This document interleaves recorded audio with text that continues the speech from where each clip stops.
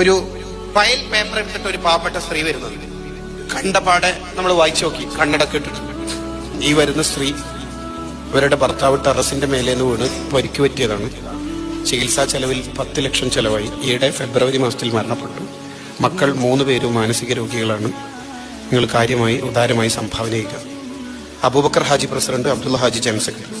ഇത് വായിച്ചിട്ട് നമ്മളൊരു ഡയലോഗ്, തട്ടിപ്പണോ തട്ടിപ്പണോ, കുറെ തട്ടിപ്പന്മാരെ ഇറങ്ങിയ കാല, വിശ്വാസമൊന്നും ഇല്ലാട്ടാ മോനെ, ഒരു 100 രൂപ എടുത്ത്. ഇത് കൊടുക്കുമ്പോൾ ആ പെണ്ണുങ്ങളുടെ കണ്ണിന്ന് ഇങ്ങനെ വെള്ളം വീണ്ട് ഈ ചോദ്യം വേദനിച്ചുകൊണ്ട് ഈ 100-ന് നിങ്ങൾക്ക് തോന്നുന്നുണ്ടോ സ്വതക്കേന്റെ കൂലി കിട്ടുമെന്ന്?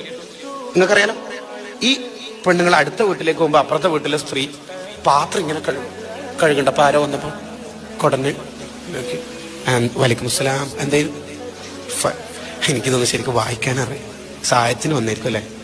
ഒറ്റ മിനിറ്റ്. എന്നിട്ട് ഒരു വീട്ടിൽ ഉള്ളിൽ കയറി ഒരു ഭണ്ഡാരിങ്ങനെ പൊളിച്ചിട്ട് 2 ചുളിഞ്ഞ 10 രൂപ നിവർത്തിയിട്ട്, അല്ലോ എന്റെ ബർക്കത്തുണ്ട്, എന്റെ മക്കളെ നന്നാണ്. ഇത് സ്വതക്കന്റെ കൂലി കിട്ടോ? കിട്ടോ? Let smile is charity. ഇതെന്നെ സാധനം ഇസ്ലാം എന്ന് പറഞ്ഞാൽ പാച്ചയായിട്ട് ജീവിക്കണം. നമുക്ക് കഴിയുമെങ്കിൽ എന്റെ മക്കളെ ക്യാമ്പസിൽ കൊടികെട്ടലൊന്നല്ല വിപ്ലവം, നിങ്ങൾ ക്യാമ്പസിൽ മുസ്ലിമായിട്ട് ജീവിക്കില്ല വിപ്ലവം.